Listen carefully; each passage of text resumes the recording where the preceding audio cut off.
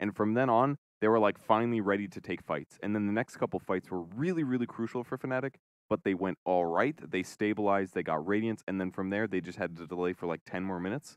And once they delayed for 10 more minutes and Spectre gets like another item or two, game ends. Yeah, the BKB timings were really important because the Storm, who rushed the BKB, actually started winning fights with it. Whereas when the Quap and Slark got BKB, they still couldn't win the fight, even though they had it. The team fight was still too overwhelming for them. So I think it's a great choice by Abed to get that BKB really early. A lot of the time it looks kind of desperate when a Storm gets such a fast BKB, but it really worked in this game. Yeah, he was able to go off.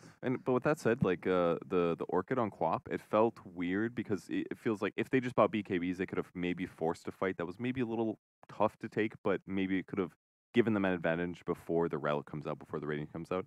But even the Orchid was useful. They killed the Storm the one time with the DD, and they turned that into a Roche. But it was like after that, it just never really hit. They weren't able to just overwhelm their opponents and close the game out with an advantage. Have you ever had this experience in a pub game where you're in a good position, you want to push, someone on your team dies, and then while they're respawning, someone else dies, and then while they're respawning, and there was this kind of problem for EG. They were just they weren't neat in their gameplay, and so they got a lead, but people kept dying like in sort of small mistakes on the game, and as a result, they can't. They're playing a game on a timer. We all knew that they're going to lose this game if it goes long enough. I think that scenario, by the way, is so familiar for everybody playing Dota. I think that's one of the biggest pitfalls that you have in a game of Dota when you're ahead. You just get cocky, you think you're ahead, and you are if you're at a grouped up. But if you're by yourself, you get picked off, and the whole thing falls apart real fast. And as much credit as I want to give Secret for the game, I just do feel like Fnatic, you mean? Sorry, Fnatic. As much credit I want to give Fnatic for that game, EG like have been so clinical and so clean, and they just weren't in that game. And the only thing I'd say draft-wise is that, they didn't have that natural building pusher, which maybe they're cleaner when they've got the setup to be that clean, and this game they weren't because of that. Maybe I missed some of the examples of them not being clean that you pointed out, but to me, the way that game looked was just Fnatic reading where EG needed to be, and they just took the defensive posture that was going to be a small resource sink to give by themselves time. That was how I saw the game, at least, but I would agree that there were times that were a little sloppy. Yeah, I'm talking about the cores dying. I'm talking about Axe died 2 or 3 times in the jungle on his own. Queen of Pain got picked off once or twice. Later on, Slark died on his own. That was around the time that... You remember which time? It was the gem. They dusted and they chased him. Some of that was like amazing that even bothered to dust, I think. So I feel like each one of those deaths sort of like accelerates 2 or 3 minutes on the timer that EG's on, where they're running out of time to win the game. Especially against the Spectre. Yeah. We said before that we thought both teams were probably happy with the draft they got.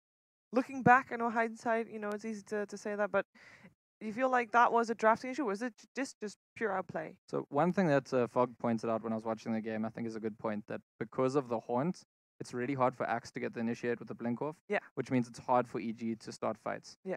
So even before the points of having those items, if Fnatic are playing well, EG can't start the fight.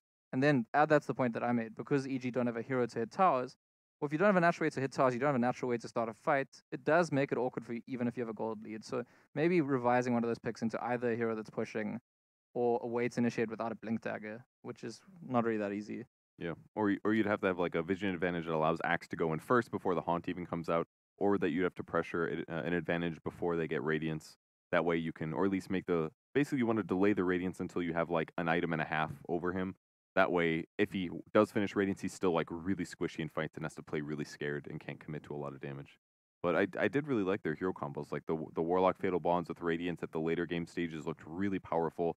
I think Misery played amazing on Chen, but at some point Chen is just not a very valuable hero. So I think Fnatic was very prepared for that game and expecting the heroes that they played against, and they did a great job. Spectre, Darkseer, Storm. Are we going to see a lot more of those?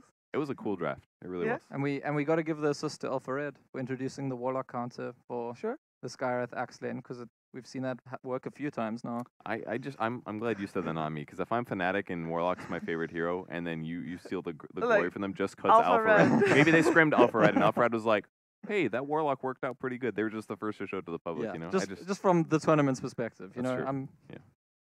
I'm happy to give them some credit. I mean, they deserve some credit. We have seen the last of them, though. At least in this tournament, we are done with the group stages. Round robin, 8 teams, and 2 will get eliminated at the start. Look at that, pretty. It's like 7, 6, 5, and all the numbers go up and down. I like it. Think how much time the very Knoxville spent trying to simple. figure out if there would be tiebreakers, and it was all wasted because Yep. a child could have made this. Like, this is what's going to happen. There were so many discussions about how to avoid tiebreakers or what type of tiebreakers would be best suited and how many games and what would be if there was another tiebreaker after the tiebreaker. You know what this proves is that Knoxville's job was irrelevant, and he shouldn't have been hired in the first There place. you go. Fixed. Except for Knoxville's Nuggets, but he could probably do that remote. He can do that remote. Exactly. It's all good. It's all good. It does mean that we know which two teams are going to have a day off tomorrow. We're not going to see Fnatic. We're not going to see Secret because those will be in the semifinals. And the semifinals and the playoffs are going to be on Saturday. Quarterfinals, though. Playoffs start tomorrow with the quarterfinals. I'm not entirely sure about the matchups. I do believe that the first two get to choose, but I'm not entirely sure about that. We're just gonna have to wait and see. If you're EG, Yeah. who would you choose between Final Tribe and Keen? Let's assume they do get to choose. I didn't get to catch many of the Keen games. I feel like they were always on B streams or when I wasn't watching. Every Correct. single they one, have yeah. not been on the main stream. Okay. Keen seemed very like kind of Chinese, like in the sense that they're like, I'm gonna buy a damage item and a BKB. That's like every carry build. It's like they get like a Mask of Madness and a BKB, just very safe, strong team fight kind of thing from the snippets I saw. And I think Final Tribe's also good, but I feel like EG can easily beat Final Tribe. That was the team they super stomped this morning. Yeah. I feel like they absolutely can beat Final Tribe. If I was EG, I'd choose Final Tribe anytime. Okay, that's yeah. I think that makes sense to me. And then we'd have the quarterfinals are each going to be an NA team versus a non-NA team, so we could do that story. Should be fun. I have another question if you're okay. Yeah, with, of course. What about DPC points? Fnatic is roster swapped, right? So hypothetically, if they get points, they don't get points, right? Have they? No, they get points. Did they roster swap them? No. So what they said Can't was you're talking about the coach coming in for? No. When Because Universe joined, was Universe that was just joined swap? before the That was lock. It was before. That was on Yeah. top. Okay. My bad. People were concerned if Adam was going to keep playing, but they said it was temporary, and so I don't think that's. It was a stand-in for that one event, and And we've seen more people do that as well, and that's fine. I think the rules allowed your coach to play for you anyways as an official stand-in. Now, the thing about DPC points for Fnatic is that them being in the top 2, obviously they get some points. They're still, I think, below the top 9. I say 9 because they have 950 points, and they are ranked 11. Ranked 10 is Na'Vi, and they are at 1199 points or something like that. So Fnatic, they kind of need to win in order to make it past EG, and then they'll be 9th. If they win, they'll surpass EG. With that said, they have a history of making top 4 at a major, and I think that they're looking very good right now. Yeah. I think they're it seems like they just have a little bit more of a peak in their distribution of how well they're going to do at a tournament over a team like EG. So I think this is really, really impressive for them, and maybe they'll end up qualifying for TI. That'd be pretty cool. And they kind of have to be doing well here. They have to earn points, Yes. as Nahas put it earlier today.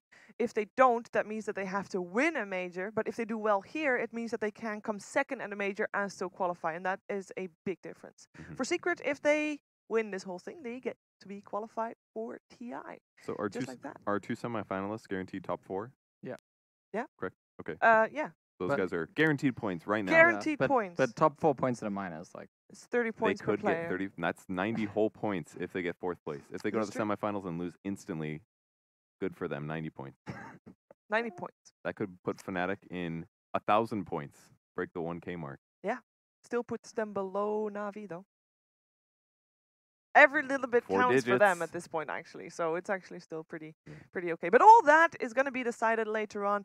For now, we are going to look forward to the quarterfinals to see who else will join Fnatic and Secret in the top 4. Quarterfinals tomorrow for us. They start at 1 p.m. So a late start for us. We'll make sure to include you too. So make sure to follow at GES Championship on Twitter so you know the exact times on when we'll be live in your time zone. For us for now, though, that was it. Thank you so much for joining us today.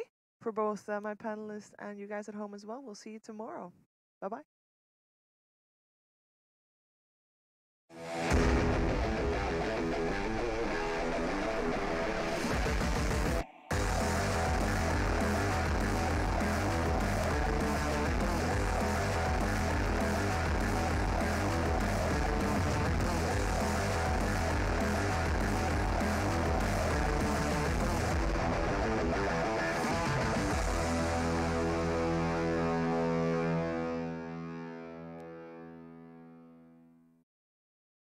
ๆประเทศไทยกำลังเปลี่ยนสู่สังคมยุคดิจิตอลด้วย True Super Speed Fiber ใหม่รองรับความเร็วสูงสุด 10 กิกด้วยโครงข่ายที่จะครอบคลุมกว่า 10 ล้านครัวเรือน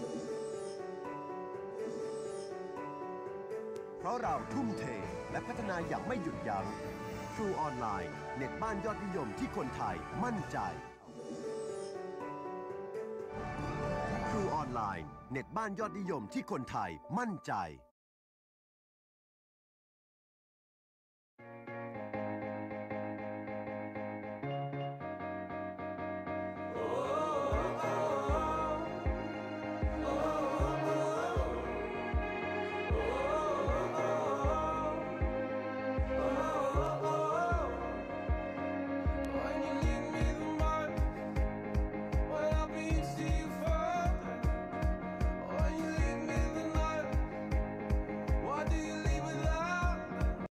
เพียงจะ scrap ก็